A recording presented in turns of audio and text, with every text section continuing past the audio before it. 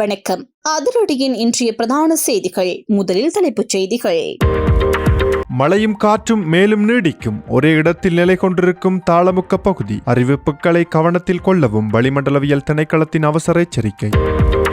மட்டக்களப்பில் சிறுவியொருவர் கடத்தப்பட்ட அதிர்ச்சி சம்பவம். முச்சக்கர வண்டியில் வந்த மர்ம நபர்கள் விசாரணையில் அம்பலமான திடுக்கிடும் தகவல். நடந்தது என்ன?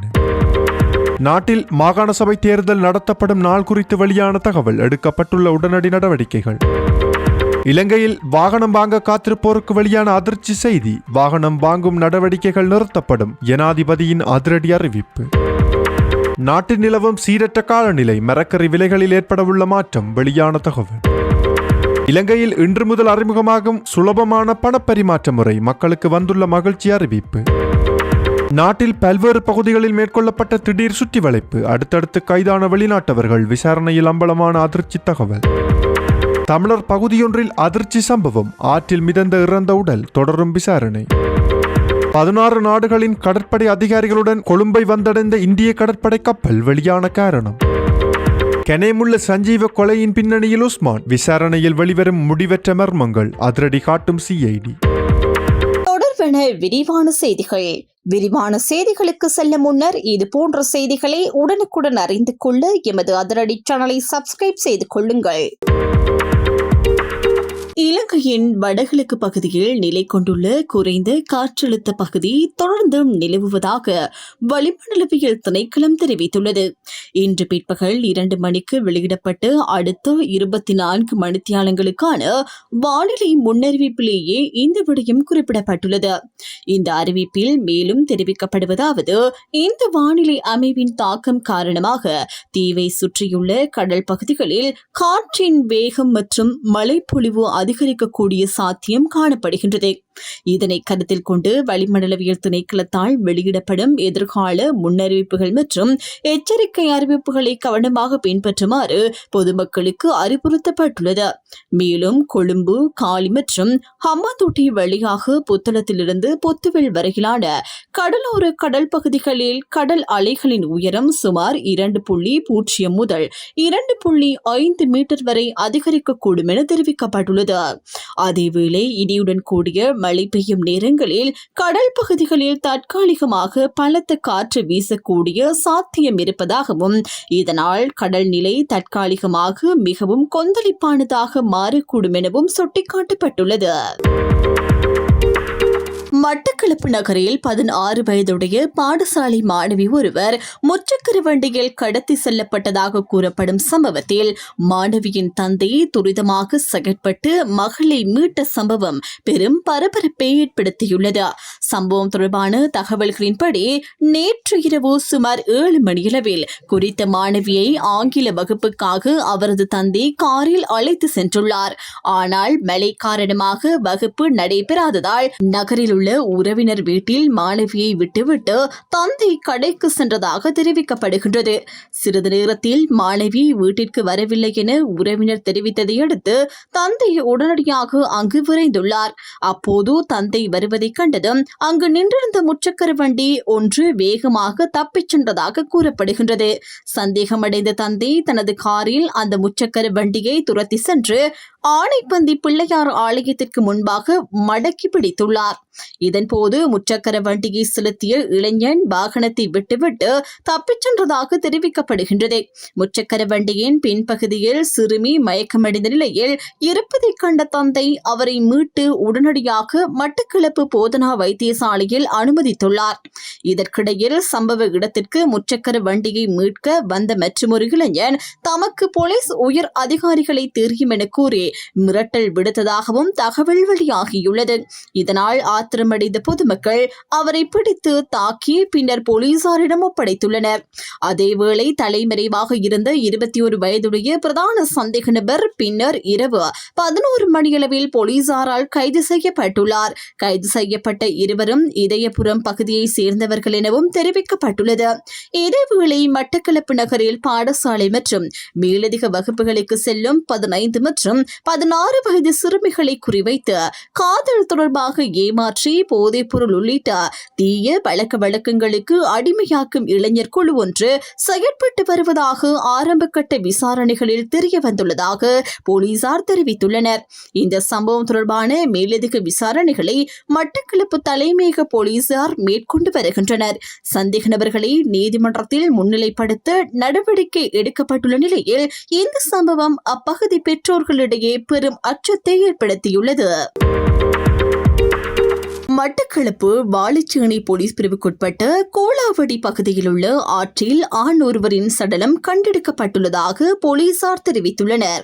வாழைச்சேனை துறைமுகத்தை அண்மித்த பகுதியில் படகை செலுத்திக் கொண்டிருந்த ஒருவர் வியாழக்கிழமை காணாமல் போனதாகவும் அதனைத் தொடர்ந்து அவரை தேடும் நடவடிக்கைகள் தீவிரப்படுத்தப்பட்டிருந்ததாகவும் தெரிவிக்கப்படுகின்றது. இந்நிலையில் காணாமல் போன அந்த நபரின் சடலம் இன்று வெள்ளிக்கிழமை ஆற்றங்கரையில் கரையொதுங்கிய நிலையில் கண்டுபிடிக்கப்பட்டுள்ளது. உயிரிழந்தவர் செம்மண்ணோடை பாடசாலை வீதியை சேர்ந்த 63 வயதுடையவர் என அடையாளம் காணப்பட்டுள்ளதாக போலீசார் தெரிவித்துள்ளனர். இந்த மரணம் தொடர்பான மேலதிக விசாரணைகளை வாழைச்சேனை போலீசார் மேற்கொண்டு வருகின்றனர். நாட்டின் இருவேறு பகுதிகளில் மேற்கொள்ளப்பட்ட போலீஸ் சுற்றிவளைப்பு நடவடிக்கைகளின் போது இலங்கையில் முறையான விசா இன்றி தங்கியிருந்ததாக குற்றச்சாட்டின் கீழ் 17 வெளிநாட்டு பிரஜைகள் கைது செய்யப்பட்டுள்ளதாக போலீசார் தெரிவித்துள்ளனர். இலங்கையின் பாலதுறை வளான மத்திய ஊழல் தடுப்பு பிரிவினரால் களுத்துறை வடக்கு போலீஸ் பிரிவுக்குட்பட்ட வாஸ்கடுவ பகுதியில் உள்ள ஒரு ஹோட்டலில் நேற்று சுற்றிவளைப்பு மேற்கொள்ளப்பட்டது. இதன்போது அங்கு தங்கியிருந்த 14 வெளிநாட்டு பிரஜைகள் கைது செய்யப்பட்டுள்ளனர். கைது செய்யப்பட்டவர்களில் 22 முதல் 56 வயதிற்குட்பட்ட 12 சீன பிரஜைகளும் 2 மலேசிய பிரஜைகளும் அடங்குவதாக தெரிவிக்கப்பட்டுள்ளது. இதேவேளை நேற்று வியாழக்கிழமை திருகோணமலை போலீஸ் பிரிவுக்குட்பட்ட முருகாபுரி பகுதியில் உள்ள மற்றொரு ஓட்டலில் திருகோணமலை போலீசார் மேற்கொண்டு சோதனை நடவடிக்கையின் போது மேலும் 3 வெளிநாட்டு பிரஜைகள் கைது செய்யப்பட்டுள்ளனர். அவர்கள் 49 மற்றும் 50 வயதுடைய இந்திய பிரஜைகள் எனவும் அவர்கள் விசா இன்றி சட்டவிரோதமாக நாட்டில் தங்கியிருந்ததாகவும் தெரிவிக்கப்பட்டுள்ளது. கைது செய்யப்பட்ட அனைத்து வெளிநாட்டு பிரஜைகளுக்கும் எதிரான மேலதிக விசாரணைகளை களுத்துறை வடக்கு மற்றும் திருகோணமலை போலீசார் இணைந்து மேற்கொண்டு வருகின்றனர். 2026ஆம் ஆண்டுக்குள் மாகாண சபை தேர்தல் நிச்சயமாக நடத்தப்படும் என விஞ்ஞான மற்றும் தொழில்நுட்ப அமைச்சர் பேராசிரியர் கிருஷாந்த் அபேசேன தெரிவித்துள்ளார். எனினும் இந்த ஆண்டில் இந்த காலப்பகுதியில் மாகாண சபை தேர்தல் நடைபெறும் என்பது குறித்து தற்போது உறுதியாக கூற முடியாது எனவும் அவர் சுட்டிக்காட்டியுள்ளார். கண்டியில் இன்று ஊடகங்களிடம் கருத்து வெளியிட்ட போதே அமைச்சர் இந்த விடயத்தை தெரிவித்துள்ளார். இதன்போது அவர் மேலும் தெரிவிக்கையில் மாகாண சபை தேர்தல் நிச்சயமாக நடைபெறும் எனவும் அதில் அரசாங்கம் எந்தவித தாமதத்தையும் ஏற்படுத்தவில்லை எனவும் குறிப்பிட்டுள்ளார். இந்த வருடத்திற்குள் தேர்தல் நடத்தப்படும் எனவும் அது குறித்து மக்கள் அச்சப்பட வேண்டிய அவசியம் இல்லை எனவும் அமைச்சர் தெரிவித்துள்ளார். அதேவேளை தேர்தலை நடத்தி முடிக்கும் நிலைப்பாட்டிலேயே அரசாங்கம் இருப்பதாகவும் அவர் வலியுறுத்தியுள்ளார். இலங்கையில் அடுத்த 2 முதல் 3 வாரங்களுக்குள் வாகனங்களின் விலைகள் வேகமாக அதிகரிக்கும் என வாகன இறக்குமதியாளர்கள் சங்கத்தின் தலைவர் இந்திகா சம்பத் மெரிஞ்சிகே தெரிவித்துள்ளார். டாலரின் பெறுமதி அதிகரித்துள்ளமை மற்றும் சமூக பாதுகாப்பு உதவித்தொகை அறவீடு சட்ட திருத்தமாகிய காரணங்களால் இந்த விலை உயர்வு ஏற்பட உள்ளதாக அவர் கூறியுள்ளார். கொழும்பில் இன்று நடைபெற்ற ஊடகவியலாளர் சந்திப்பில் கலந்து கொண்டு கருத்து வெளியிடும் போதே அவர் இந்த விடயத்தை தெரிவித்துள்ளார். அவர் மேலும் தெரிவிக்கையில் இறக்குமதி செய்யப்படும் வாகனங்களின் விலை எதிர்வரும் 2 வாரங்களுக்குள் சுமார் 10% வரை அதிகரிக்கக்கூடும் என குறிப்பிட்டுள்ளார். இலங்கை ரூபாயுடன் ஒப்பிடுகையில் அமெரிக்க டாலரின் பெறுமதி திடீரென உயர்வடைந்துள்ளதாகவும் அதேவேளை சமூக பாதுகாப்பு உதவித்தொகை அறவீடு சட்ட திருத்தத்தின் காரணமாக வரித்தொகைகளிலும் மாற்றங்கள் ஏற்பட்டுள்ளதாகவும் அவர் தெரிவித்துள்ளார். கடந்த ஏப்ரல் 30ஆம் தேதிக்கு முன்னர் ஹைபிரிட் டொயோட்டா ரைஸ் ரக வாகனத்திற்கான சமூக பாதுகாப்பு உதவித்தொகை வரி 30 லட்சம் ரூபாயாக காணப்பட்டதாகவும் புதிய திருத்தத்திற்கமைய அது 63 லட்சம் ரூபாயாக உயர்த்தப்பட்டுள்ளதாகவும் அவர் குறிப்பிட்டுள்ளார். அதேபோல் 140 லட்சம் ரூபாய் பெறுமதியான ரைஸ் ரக வாகனத்திற்கான சமூக பாதுகாப்பு உதவித்தொகை வரி 8 லட்சம் முதல் 10 லட்சம் ரூபாய் வரை அதிகரிக்கும் எனவும் தெரிவிக்கப்பட்டுள்ளது. மேலும் யாரிஸ் ரக வாகனத்தின் உதவித்தொகை வரி 4 முதல் 5 லட்சம் ரூபாய் வரையும், வெசல் ரக காரின் உதவித்தொகை வரி 12 லட்சம் ரூபாய் வரையும், லேண்ட் குரூசர் ரக வாகனத்தின் உதவித்தொகை வரி 30 லட்சம் ரூபாய் வரையும் உயர்வடையும் எனவும் அவர் தெரிவித்துள்ளார். இந்த அடிப்படையில் இறக்குமதி செய்யப்படும் அனைத்து வாகனங்களின் விலைகளும் சுமார் 10% வரை உயர்வடையும் என எதிர்பார்க்கப்படுவதாகவும், எதிர்வரும் 2 முதல் 3 வாரங்களுக்குள் வாகன விலைகளில் திடீர் உயர்வு காணப்படலாம் எனவும் இண்டிகா சம்பத் மெரிஞ்சிகே தெரிவித்துள்ளார். இது இப்படி இருக்க, அரசாங்கத்திற்கான வாகன கொள்வனவுகளை தற்காலிகமாக நிறுத்துவதற்கான நடவடிக்கைகள் எடுக்கப்பட உள்ளதாக ஜனாதிபதி அனுரகுமார் திசாநாயக்க தெரிவித்துள்ளார். நுவரெலியா மாவட்ட ஒருங்கிணைப்பு குழு கூட்டத்தில் கலந்து கொண்டு உரையாற்றிய போதே அவர் இந்த விடயத்தை குறிப்பிட்டுள்ளார். இதன்போது மேலும் கருத்து வெளியிட்ட ஜனாதிபதி, அரசாங்க செலவினங்களை கட்டுப்படுத்தும் நோக்கில் இத்தகைய தீர்மானங்கள் எடுக்கப்பட வேண்டிய அவசியம் இருப்பதாக தெரிவித்துள்ளார். குறிப்பாக கடந்த மே மாதத்தில் மட்டும் எரிபொருள் இறக்குமதிக்காக அரசாங்கம் 550 மில்லியன் அமெரிக்க டாலர்களை செலவிட வேண்டியிருந்ததாகவும் அவர் சுட்டிக்காட்டியுள்ளார். இதன் காரணமாக நாட்டின் எரிபொருள் நுகர்வை ஒரு குறிப்பிட்ட அளவிற்கு கட்டுப்படுத்த வேண்டிய நிலை ஏற்பட்டுள்ளதாகவும் ஜனாதிபதி கூறியுள்ளார். எரிபொருளுக்காக இவ்வளவு பெரிய தொகை செலவிடப்படும் சூழ்நிலையில் நாட்டின் பொருளாதார ஸ்திரத்தன்மையை பேணுவதற்காக தேவையற்ற செலவுகளை குறைப்பது மிகவும் அவசியம் எனவும் அவர் தெரிவித்துள்ளார். இதற்கமைய எதிர்காலத்தில் அரசாங்கத்திற்காக புதிய வாகனங்கள் வாங்குவதை தற்காலிகமாக நிறுத்தி வைக்கும் நடவடிக்கைகள் மேற்கொள்ளப்படும் என ஜனாதிபதி அனுரகுமார் திசாநாயக்க குறிப்பிட்டுள்ளார். உலகளாவிய டிஜிட்டல் பண பரிவர்த்தனை தளமான பேபிள் இலங்கையின் தனது முழுமையான சேவையை ஆரம்பிக்க உள்ளதாக அறிவிக்கப்பட்டுள்ளது. டிஜிட்டல் பொருளாதாரத்தில் புதிய மாற்றத்தை ஏற்படுத்தும் வகையில் பேபிள் பண பரிவர்த்தனை முறை இன்று முதல் இலங்கையில் நடைமுறைக்கு வருவதாக தெரிவிக்கப்பட்டுள்ளது. நீண்ட காலமாக பேபிள் சேவைக்காக காத்திருந்த இலங்கை பயனர்களுக்கு, குறிப்பாக ஆன்லைன் வணிக நடவடிக்கைகளில் ஈடுபடுபவர்களுக்கு இது முக்கியமான முன்னேற்றமாக பார்க்கப்படுகின்றது. இதன் மூலம் இலங்கையில் உள்ள பயனர்கள் இனி பேபிள் ஊடாக சர்வதேச ரீதியில் கொடுப்பனவுகளை மேற்கொள்ள முடியும். அதேவேளை இணையதளங்கள் மூலம் பொருட்களை கொள்வனவு செய்வதற்கும் வெளிநாட்டு சேவைகளுக்கான கட்டணங்களை செலுத்துவதற்கும் இந்த சேவையை பயன்படுத்த முடியும் என தெரிவிக்கப்பட்டுள்ளது. இலங்கையில் உள்ள வங்கிகளால் வழங்கப்பட்ட டெபிட் அல்லது கிரெடிட் அட்டைகளை பேபிள் கணக்குடன் இணைப்பதன் மூலம் இந்த கொடுப்பனவுகளை மேற்கொள்ள முடியும். மேலும் வெளிநாட்டில் உள்ள நபர்கள் மற்றும் ஒரு பேபிள் கணக்கிற்கு பணத்தை அனுப்புவதற்கும் இந்த சேவை பயன்படுத்தப்பட உள்ளது. உலகம் முழுவதும் உள்ள மில்லியன் கணக்கான இணையதளங்கள் மற்றும் சேவைகள் பேபிள் கொடுப்பனவுகளை ஏற்றுக்கொண்டு வருகின்றன. குறிப்பாக பல்கலைக்கழக கட்டணங்களை செலுத்துவதற்கும் இந்த சேவை மிகவும் பயனுள்ளதாக அமையும் என கூறப்படுகின்றது. அத்துடன் இந்த கொடுக்கல் வாங்கல்களின் போது கிரெடிட் அல்லது டெபிட் அட்டை இலக்கங்களை நேரடியாக இணையதளங்களுக்கு வழங்க வேண்டிய அவசியம் இல்லை எனவும் தெரிவிக்கப்பட்டுள்ளது. பேபிள் மூலம் கொடுப்பனவுகளை மேற்கொள்ள மின்னஞ்சல் முகவரி மட்டும் போதுமானதாக இருக்கும். இதனால் சைபர் தாக்குதல்களிலிருந்து பாதுகாப்பை பெற இது உதவியாக அமையும் என நிபுணர்கள் தெரிவித்துள்ளனர். மேலும் பேபிள் கணக்கை ஆரம்பிப்பதற்கோ அல்லது பராமரிப்பதற்கோ மாதாந்திர கட்டணங்கள் அறவிடப்பட மாட்டாது என்பதும் குறிப்பிடத்தக்க அம்சமாகும். அதேவேளை கொடுப்பனவுகளை மேற்கொள்ளும் போது கொள்வனவாளர்களிடமிருந்து மேலதிக கட்டணங்களும் வசூலிக்கப்பட மாட்டாது என தெரிவிக்கப்பட்டுள்ளது. இதற்கிடையில் எங்கிருந்தும் பேபிள் ஊடாக பண பரிவர்த்தனைகளை கண்காணிக்கவும் கொடுப்பனவுகளை நிர்வகிக்கவும் இலகுவாக முடியும் என்பதும் குறிப்பிடத்தக்கதாகும். தற்போது நாட்டில் நிலவி வரும் மழைக்கால வானிலை மேலும் சில நாட்களுக்கு நீடிக்கக்கூடும் என வளிமண்டலவியல் திணைக்களம் அறிவித்துள்ள நிலையில் சந்தைகளுக்கு வரும் மரக்கறிகளின் அளவு குறையக்கூடும் என்ற அச்சம் எழுந்துள்ளது. இதன் காரணமாக எதிர்வரும் நாட்களில் மரக்கறிகளின் விலைகள் அதிகரிக்க வாய்ப்புள்ளதாக வர்த்தகர்கள் எச்சரிக்கை விடுத்துள்ளனர். இது தொடர்பாக கருத்து வெளியிட்ட பேலியகுடை மெடிங் சந்தை வர்த்தகர் சங்கத்தின் முன்னாள் தலைவர் SM உபேசேன தற்போது ஓரளவுக்கு மரக்கறி விநியோகம் இடம்பெற்று வருவதாக தெரிவித்தார். எனினும் தொடர்ச்சியான மழையால் எதிர்வரும் நாட்களில் சந்தைகளுக்கு வரும் மரக்கறி விநியோகத்தில் தட்டுப்பாடு ஏற்படக்கூடும் எனவும் அவர் குறிப்பிட்டுள்ளார்.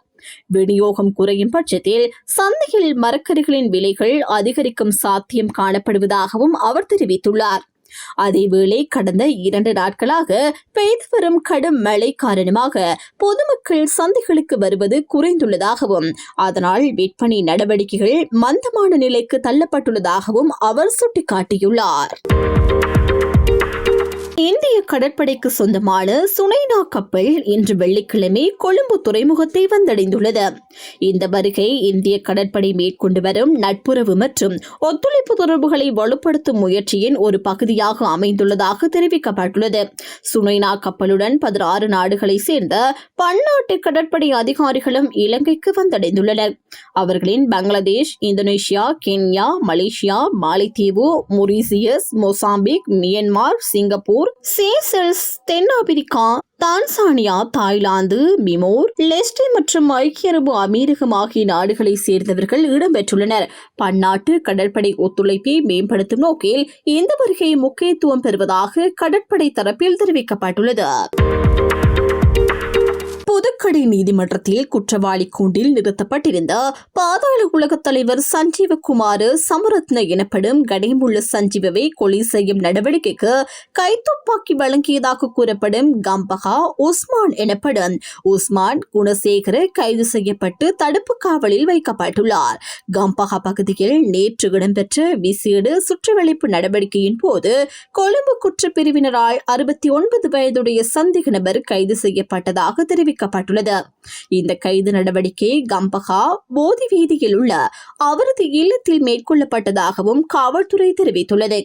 அங்கு மறைத்து வைக்கப்பட்டிருந்த துருக்கி தயாரிப்பு ரக துப்பாக்கி ஒன்று, 2 தோட்டா கூட்டுகள் மற்றும் 10 தோட்டாக்கள் ஆகியவையும் காவல்துறையால் கைப்பற்றப்பட்டுள்ளன. கைப்பற்றப்பட்ட இந்த ஆயுதம் அவரது மனைவியின் சகோதரர்களில் ஒருவருக்கு சொந்தமானது என கூறப்பட்டாலும் அது குறித்து கொலை சம்பவத்தில் பயன்படுத்தப்பட்ட அதே ஆயுதமா என்பதை உறுதிப்படுத்த மேலதிக விசாரணைகள் முன்னெடுக்கப்பட்டு வருகின்றன. இதேவேளை புதுக்கடை நீதிமன்றத்தில் இடம்பெற்ற இந்த கொலை சம்பவம் ஒரு திரைப்பட பாணியில் திட்டமிடப்பட்டு அரங்கேற்றப்பட்டதாக தகவல்கள் வெளியாகியுள்ளன. சட்டத்திரணி வேடமிட்டிருந்த இஷாரா சிவந்தி என்ற பெண் சட்ட புத்தகத்தில் மறைத்து வைக்கப்பட்டிருந்த துப்பாக்கியை மற்றொரு சட்டத்திரணி வேடமிட்டிருந்த துப்பாக்கிச்சூடு நடத்தியவரிடம் வழங்கியதாக தெரிவிக்கப்படுகின்றது. அதனைத் தொடர்ந்து நீதிமன்ற கூண்டிலேயே கணேமுள்ள சஞ்சீவவின் உயிர் பறிக்கப்பட்டதாக கூறப்படுகின்றது. இந்த துப்பாக்கிச்சூடு சம்பவத்தை மேற்கொண்டவர் புத்தளத்தில் விசேட அதிரடிப்படையினரால் கைது செய்யப்பட்டுள்ளார். அவருக்கு உதவியாக கூறப்படும் சட்டத்தரணியும் இஷாரா சிவந்தியும் தற்போது தடுப்பு காவலில் வைக்கப்பட்டுள்ளனர். இந்த கொலை சம்பவம் நீண்ட காலமாக நிலவி வரும் பாதாள உலக இரத்த பகையின் விளைவாக இடம்பெற்றதாகவும் விசாரணைகளில் தெரிய வந்துள்ளது. மேலும் கம்பக உஸ்மான் கலீமுள்ள சஞ்சீவ தரப்பால் முன்னர் மேற்கொள்ளப்பட்ட 3 துப்பாக்கிச் சூட்டு முயற்சிகளில் உயிர் தப்பியவர் எனவும் காவல்துறை விசாரணைகளில் தெரிய வந்துள்ளது. 2018ஆம் ஆண்டில் கிருந்திவள பகுதியில் அவரது வாகனம் மீது நடத்தப்பட்ட துப்பாக்கிச் சூட்டில் ஒரு பணியாளர் படுகாயமடைந்ததாகவும் தெரிவிக்கப்பட்டுள்ளது.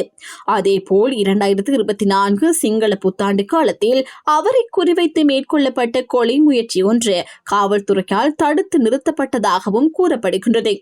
இந்த சம்பவத்துடன் தொடர்புடைய மேலதிக விசாரணைகள் மேற்கு மாகாண மூத்த பிரதி காவல்துறை தலைவர் சஜீவ மெதவத் மற்றும் கொழும்பு மாவட்ட பிரதி காவல்துறை தலைவர் நிஷாந்தடி சொய்சா ஆகியோரின் அறிவுறுத்தல்களின் பேரில் முன்னெடுக்கப்பட்டு வருகின்றன. மேலும் கொழும்பு குற்றப்பிரிவு மற்றும் ஒழுங்கமைக்கப்பட்ட குற்ற புலனாய்வு பிரிவு அதிகாரிகளின் வழிகாட்டலின் கீழ் இந்த விரிவான விசாரணைகள் நடைபெற்று வருகின்றன. இதேவேளை சந்தேக நபர் உஸ்மான் கடந்த காலத்திலும் நீதிமன்ற வளாகங்களில் கொலை சதிகளில் தொடர்புடையவர் எனவும் தகவல்கள் வெளியாகியுள்ளன. 1991ஆம் ஆண்டு அத்தனகள்ள நீதிமன்ற வளாகத்தில் இடம்பெற்ற துப்பாக்கிச்சூடு சம்பவம் தொடர்பாகவும் அவர் பிரதான சந்தேக நபராக குறிப்பிடப்பட்டிருந்ததாகவும் கூறப்படுகின்றது. அந்த காலத்தில் அவர் வெளிநாட்டுக்கு தப்பிச் சென்றிருந்த நிலையில் பின்னர் கைது செய்யப்பட்டு நாட்டிற்கு அழைத்து வரப்பட்டு விசாரணைக்கு உட்படுத்தப்பட்டிருந்தார் எனவும் தெரிவிக்கப்பட்டுள்ளது. இத்துடன் அதிரடியின் இன்றைய பிரதான செய்திகள் நிறைவடைகின்றன. எமது செய்தி தொடர்பான உங்களுடைய கருத்துக்களை மறக்காமல் கமெண்டில் பதிவிடுங்கள்.